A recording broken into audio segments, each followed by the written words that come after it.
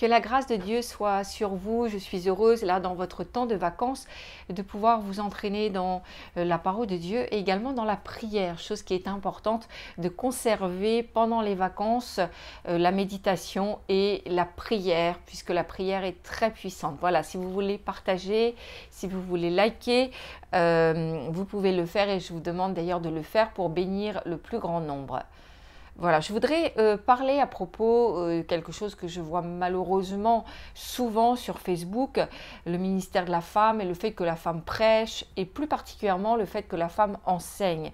Je sais qu'aujourd'hui cela est un sujet brûlant, ça divise les églises, ça divise même les chrétiens et il y a des choses très acerbes qui sont mises dans les commentaires à propos du fait que la femme puisse prêcher et qu'il puisse y avoir une onction, un appel de la femme à prêcher, à enseigner. Et je voudrais en parler aujourd'hui et surtout bénir les femmes qui peut-être sentent un appel pour l'enseignement, pour la prédication et qui ne peuvent pas le faire parce que dans leur église, on ne reconnaît pas aux femmes cette possibilité de le faire. Donc, il faut, je crois, que nous soyons humbles et puis questionner le Saint-Esprit. Et puis aujourd'hui, si vous êtes peut-être en partie, si vous vous posez des questions par rapport à cela et que on vous a donné des versets en vous disant que la femme ne pouvait pas enseigner, simplement soyez humbles. Et posez-vous la question, effectivement, si le Saint-Esprit ne peut pas utiliser qui il veut aujourd'hui dans la Nouvelle Alliance. Et nous devons aussi, pour être, je dirais, tout à fait franc et honnête aussi devant Dieu, force est de constater que certaines servantes de Dieu servent dans le plein évangile et qu'elles ont réellement une onction pour la guérison, comme ça a été le cas de Catherine Kuhlman et d'autres servantes de Dieu très ointes et qui ont porté beaucoup de fruits. Et elles ont béni des milliers de personnes, elles ont délivré et elles ont amené aussi la guérison au peuple de Dieu. Et la première chose que je voudrais soulever, croyez-vous que le diable puisse utiliser des femmes pour remplir le royaume de Dieu, pour amener les âmes au salut, à la guérison et à la délivrance? C'est la première chose. Le diable ne pourrait pas faire une telle œuvre. Et donc, ce n'est pas le diable qui utilise les femmes, comme je l'ai parfois entendu dire. Et la deuxième chose, et nous pouvons le lire ensemble dans la parole de Dieu, il est écrit « Je ne permets pas à la femme d'enseigner ». D'ailleurs, la controverse vient effectivement de ces versets-là que l'apôtre Paul a écrit. « Je ne permets pas à la femme d'enseigner ni de prendre de l'autorité sur l'homme, mais elle doit demeurer dans le silence ». Et je crois que ce verset-là, nous devons être suffisamment honnêtes pour le remettre dans le contexte de l'époque. Ce n'est pas un verset qui fonctionne pour l'Église universelle, pour l'Église de tous les temps, mais quand l'apôtre Paul l'a dit, c'était tout à fait dans le contexte de l'église d'Éphèse et nous savons que c'était le début de l'église et qu'il fallait que les hérésies ne prennent pas dans la première église, cette église qui véhiculait la première doctrine biblique évangélique. Et c'est plutôt une recommandation à l'église d'Éphèse plus que je dirais un ordre qui serait universel pour l'ensemble du corps de Christ. C'est une recommandation spécifique pour l'église d'Éphèse à une époque bien particulière et c'est pour cela que l'apôtre Paul a écrit cela. Et pourquoi? Nous devons nous réaliser qu'il y avait évidemment les apôtres à l'époque étaient les garants de la saine doctrine biblique évangélique et c'était très important de garder cette saine doctrine et de ne pas qu'il n'y ait pas un mélange et qu'il n'y ait pas d'hérésie. Et à cette époque-là, nous le voyons dans différentes épîtres, il y avait des fausses doctrines et il y avait des sectes et il y avait des faux docteurs. Et ils utilisaient les femmes pour propager leur hérésie, particulièrement dans l'Église. Et donc, ce texte de l'apôtre Paul a été utilisé comme une mise en garde, comme je dirais un certain protectionnisme vis-à-vis de l'Église, puisqu'il était apôtre, je vous rappelle.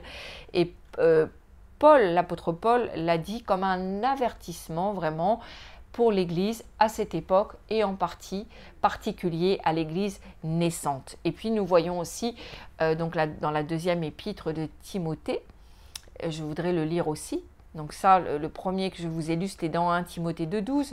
Le deuxième passage qui justifie le fait que ce soit contextuel pour cette Église-là, ce moment-là de l'histoire de l'Église, c'est « Il en est parmi eux qui s'introduisent dans les maisons et qui captivent des femmes d'un esprit faible et borné, chargées de péché, agitées par des passions de toute espèce. » Voilà, donc en fait, à Éphèse, dans le contexte de l'époque de l'Église qui venait de naître, je vous rappelle, les femmes étaient une proie facile pour l'hérésie. Alors déjà parce que elles n'avaient pas tout un arrière-plan, puisque dans l'Ancienne Alliance, les femmes n'avaient pas accès aux choses de Dieu.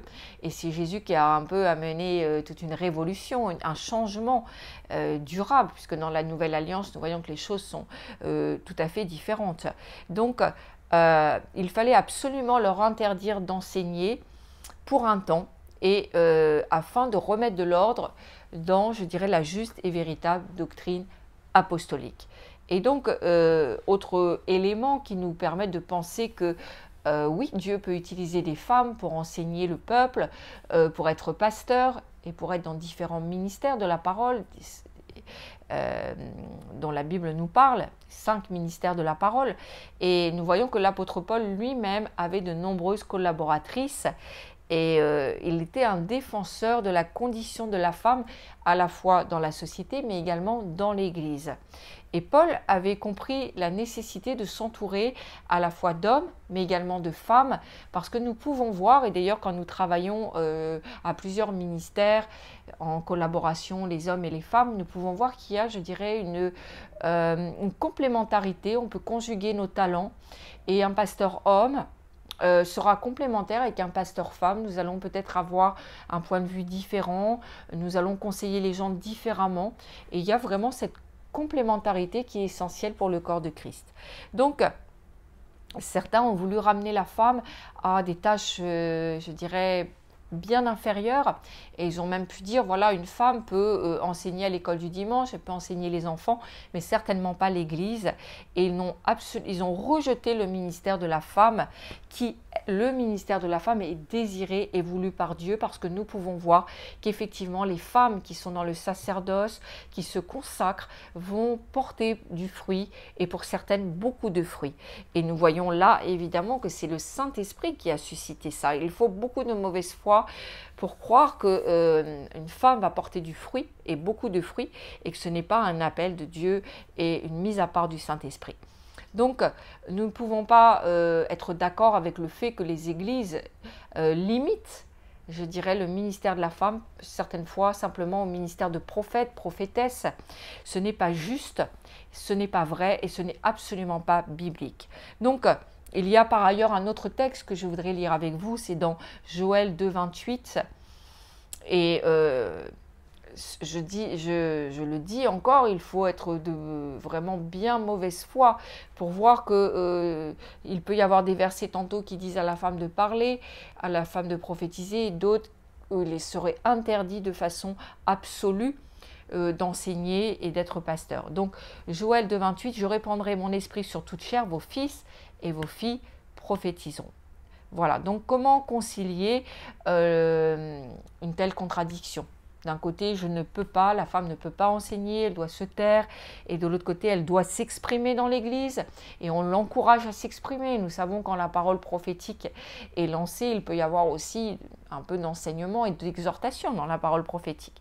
Donc, si sous la loi, la condition de la femme était médiocre, nous voyons qu'aujourd'hui, dans bien des églises, on empêche la femme de pouvoir accéder au ministère, on lui bloque l'accès au ministère, et même si parfois on peut reconnaître qu'il y a quelque chose, un appel, on ne lui permet pas, on ne lui donne pas les outils, on ne lui donne pas la formation nécessaire pour accéder au ministère. Je crois aux 5 ministères de la parole pour la femme, même si le ministère d'apôtre est assez rare chez les femmes, mais pourquoi pas, en tous les cas, il y a des ministères de pasteurs, des ministères d'enseignants, des ministères de prophètes, des ministères de pasteurs, je l'ai dit, et dans prophétique également.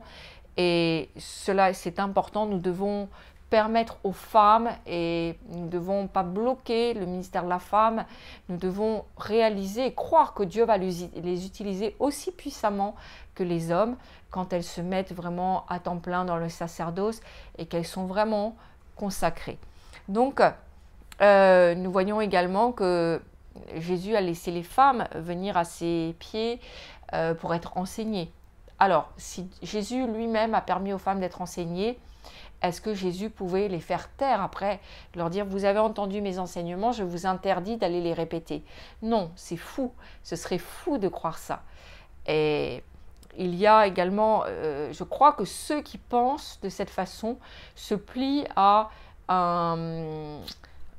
une mentalité ancien testamentaire extrêmement légaliste qui a la peau dure dans les milieux chrétiens. Donc sous la grâce, il y a la dispensation du Saint-Esprit. Et avant de prier, je vais terminer par ce verset dans Galates 3, 28. Donc sous la nouvelle alliance, sous la grâce, dans les temps que nous vivons actuellement, il n'y a plus ni juif ni grec, il n'y a plus ni esclave ni libre, il n'y a plus ni homme ni femme, car tous vous êtes un en Jésus-Christ. Je crois qu'à partir du moment où nous sommes engagés avec le Seigneur, c'est le Saint-Esprit qui distribue les dons, c'est le Saint-Esprit qui met à part aussi un homme, une femme, pour l'appeler un service et parfois un ministère. Je sais que c'est difficile, le ministère, que le ministère demande beaucoup de consécration et beaucoup de sagesse, beaucoup d'onction et beaucoup de temps aussi de mise à part. Mais je crois à ce verset de la parole dans Galates 3, 28 qui dit qu'en Christ, le Saint-Esprit va appeler qui il veut pour l'œuvre qu'il a préparée d'avance. Il y a comme ça des œuvres qui sont préparées d'avance, dans lesquelles le Seigneur fait rentrer indifféremment des hommes, des femmes, des jeunes. Et je crois que dans les temps que nous vivrons avant le retour du Seigneur, je crois qu'aussi des enfants, le Seigneur, comme dans certains réveils, a utilisé aussi des enfants pour prophétiser, pour prêcher. Je crois que nous allons aussi vivre ces choses. Donc, il faut se mettre en règle par rapport à cela, parce que si vous restez dans des pensées très légalistes, très anciens testamentaires, vous risquez également de passer à côté de beaucoup de choses et vous risquez de combattre contre le Saint-Esprit. Et ce n'est pas bien. Et ça attriste le Saint-Esprit. Et le Seigneur ne pourra pas vous utiliser comme il le souhaiterait dans ce réveil qui vient. Je voudrais que nous puissions prier quelques instants. Seigneur, nous te louons et nous te bénissons. Et je te remercie pour ce temps de vacances pour chacun d'entre nous. Et durant ce temps de vacances, je prie afin que chacun puisse se placer devant toi et être honnête dans sa conscience. Et réaliser que les sœurs peuvent avoir également un puissant ministère de prophètes, d'enseignants, de pasteurs, également d'évangélistes, et que le Seigneur, le Saint-Esprit appelle qui il veut, comme il veut, puisqu'il n'y a plus ni juif, ni grec, ni esclave, ni homme libre, et que chacun, selon vraiment ce que le Saint-Esprit veut, peut vraiment être utilisé avec puissance. Je crois que c'est une histoire de cœur. Je crois que c'est une histoire de répondre aussi à l'appel du Seigneur pour nous, pour nos vies.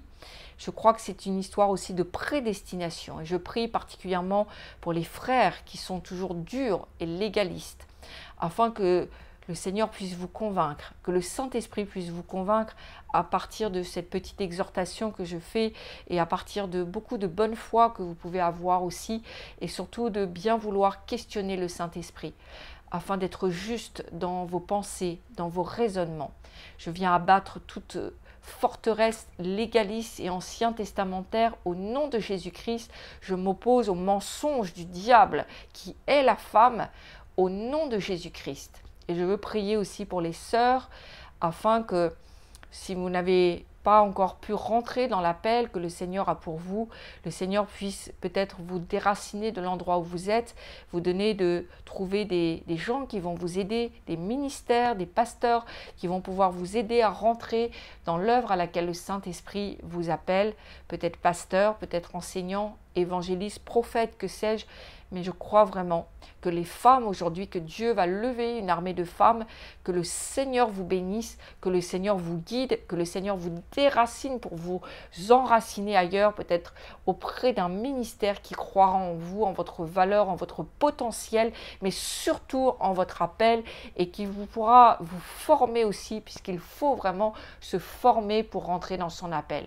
Prenez cela au sérieux. On ne peut pas rentrer dans un appel sans un minimum de formation. Évidemment, tout lâcher au Seigneur et dire « Seigneur, me voilà, me voici ». Je veux vraiment répondre à l'appel. Comment savoir si on a un appel? On sent sur notre cœur que Dieu nous appelle à quelque chose et on sent qu'il y a un potentiel en nous qui n'est pas encore exploité. Mais je prie vraiment que le Seigneur vous conduise dans ces temps de vacances, de repos, peut-être sur Internet. Vous allez trouver quelqu'un qui croira en vous, qui pourra vous aider, qui pourra vous conseiller et vous dire comment faire pour rentrer dans votre appel. Peut-être Dieu a déjà mis des dons en vous, vous priez pour les gens, ils guérissent, et vous voyez des délivrances, vous recevez facilement des paroles prophétiques ou vous évangélisez avec une grande facilité. Croyez que c'est un dépôt de grâce déjà, que c'est peut-être un don que le Seigneur a mis en vous, que le Seigneur vraiment vous dirige et que le Seigneur vous donne de vous bousculer dans vos raisonnements parce qu'il y a un grand réveil qui arrive et on ne peut pas rester avec des problèmes, surtout pas ce type de problème. Voilà, je bénis tous ceux qui ont mis des mauvais commentaires et qui sont même les femmes très légalistes dans leur approche. Et je vois à travers cela une dureté de cœur et qui ne sont pas connectés au Saint-Esprit parce que quand nous sommes sincères, le Saint-Esprit automatiquement nous enseigne. Parce que c'est le Saint-Esprit qui nous enseigne. Voilà, que le Saint-Esprit ait grand pitié de vous et qu'il vous fasse la grâce de changer dans la dureté de votre cœur. Voilà, que le Seigneur vous accompagne dans ces vacances et qu'il vous bénisse. Moi-même, je suis en vacances quelque temps et je suis à La Rochelle, qui est une très belle ville. Et d'ailleurs, jeudi, je vais me promener un petit peu dans les rues de La Rochelle et vous montrer cette ville. Donc ce sera à 19 h pour une conférence puisque c'est un fief protestant et je crois qu'il y a une grande bénédiction qui part de La Rochelle. D'ailleurs c'est une terre bénie et il fait beau en ce moment et je suis très heureuse aussi de prendre un petit temps de vacances. Voilà, vous pouvez partager cette intercession et vous pouvez me suivre donc sur YouTube. Et également sur Facebook les mardis à 19 h, les jeudis à 19 h. Également, donc, vous pouvez me suivre sur le site du ministère, le www.guérisondescœursbrisés France.com. À très bientôt. Soyez bénis.